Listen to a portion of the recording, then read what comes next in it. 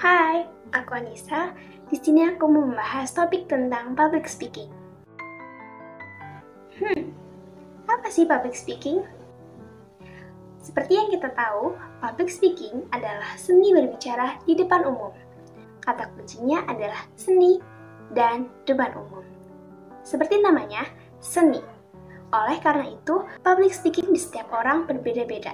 Karena tentunya berbeda antara komedian dengan pembawa berita ketika berbicara di hadapan banyak orang. Sedangkan menurut D.S. Gunadi, public speaking adalah bentuk komunikasi yang dilakukan secara lisan tentang suatu hal atau topik di hadapan banyak orang.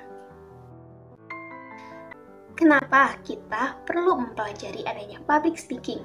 Hal yang paling mendasar yang dapat dijadikan suatu alasan mengapa kita perlu mempelajari public speaking adalah karena kita, sebagai manusia, adalah makhluk sosial.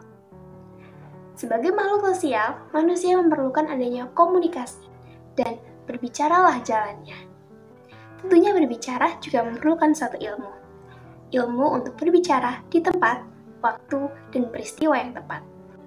Nah, tujuan dari public speaking setiap orang berbeda-beda. Ada yang untuk mendapatkan apresiasi atau tepuk tangan dari banyak orang, ataupun ada yang ingin menggerakkan pikiran dan mempengaruhi pola pikir audiens. Kalau saya pribadi, saya lebih prefer untuk mempengaruhi atau mengubah pola pikir audiens. Menurut sumber yang saya dapatkan, prinsip-prinsip yang dapat diterapkan untuk melakukan public speaking. Yang pertama, fokuskan pada satu masalah atau topik besar. Pertama-tama, kita perlu menentukan satu topik besar yang menjadi bahan kita untuk berbicara. Setelah kita tentukan apa topik besar yang akan kita bicarakan, lalu kita pecah menjadi beberapa subbab untuk kita bahas lebih lanjut mengenai topik besar yang ingin kita bicarakan. Tentunya hal ini lebih efisien, karena apabila kita tidak tahu ingin membicarakan apa, dan tidak dibatasi oleh ruang lingkup yang jelas, maka pembicaraan kita akan melebar kemana-mana sehingga audiens bingung apa yang sebenarnya kita bicarakan dan apa sebenarnya tujuan kita berbicara kepada audiens.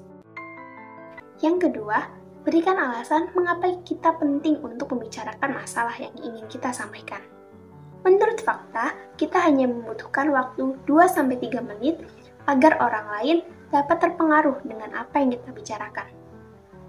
Dengan demikian, pada beberapa menit pertama, audiens akan menentukan apakah topik yang kita bicarakan menarik atau tidak. Sehingga kita bisa memberikan data atau riset yang menarik di awal pembicaraan agar audiens lebih tertarik dengan pembicaraan yang sedang kita sampaikan. Yang ketiga, gunakan bahasa yang mudah dimengerti. Gunakan bahasa yang mudah dimengerti sesuai dengan target audiens kita. Apabila kita sedang berbicara di hadapan anak-anak, maka gunakanlah intonasi yang ceria dan bahasa yang mudah dimengerti oleh anak-anak. Lain halnya ketika kita berbicara di hadapan banyak pejabat penting. Kita harus menggunakan bahasa yang formal, terstruktur, dan sikap yang tegas. Itu dimaksudkan agar audiens dapat dengan mudah menerima apa yang kita ingin sampaikan.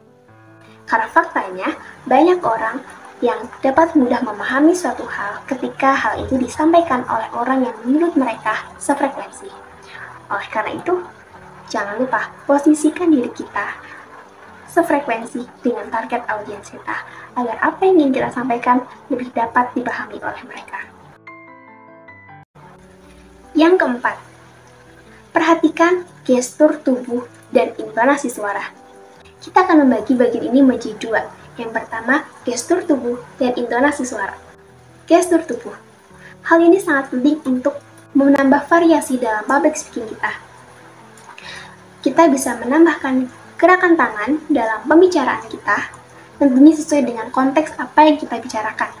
Gerakan tangan dapat kita lakukan untuk mempertegas apa yang kita bicarakan, seperti menumbuhkan tangan dan memberikan simbol angka. Dengan begitu, apa yang ingin kita sampaikan lebih dapat diterima oleh audiens. Selanjutnya, jangan lupakan untuk selalu melakukan eye contact dengan audiens. Hal itu dilakukan sebagai bentuk respect kita terhadap audiens dan juga bertujuan untuk membangun chemistry antara kita dan audiens. Dan yang kedua, intonasi suara.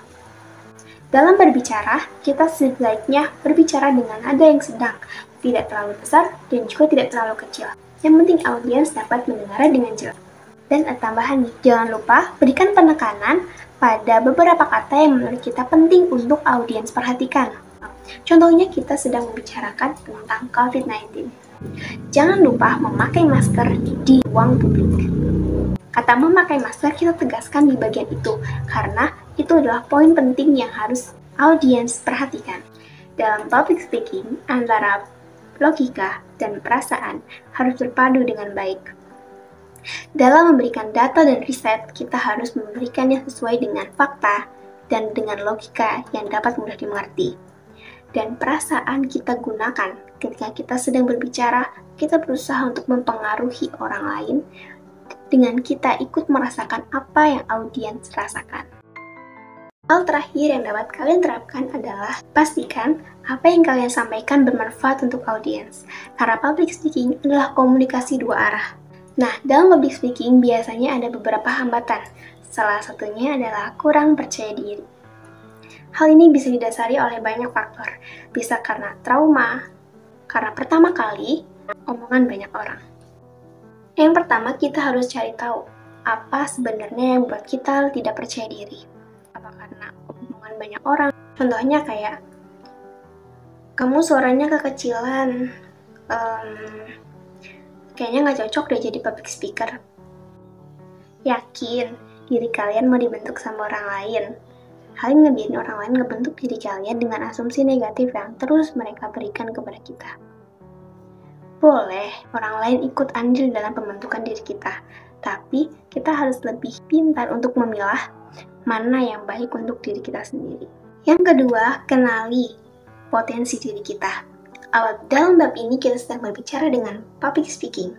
Apabila kamu suka berbicara, suka bercerita, suka mendongeng di hadapan banyak orang, maka ada potensi public speaking di dalam diri kamu. Caranya dengan sering-sering latihan berbicara di hadapan cermin. Dan anggap saja ketika kalian sedang tampil, kalian sedang berbicara terhadap diri kalian sendiri di depan cermin.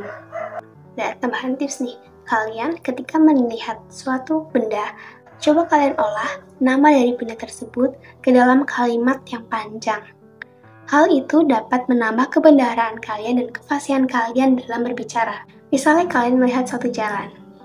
Kalian bisa mengubah kata jalan menjadi kesuksesan semua orang tidak selalu berada pada jalan yang sama, tetapi bisa melalui jalan yang berbeda tetapi dengan finish yang sama.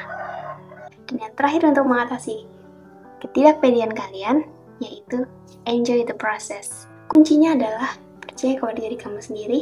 Believe yourself that you can.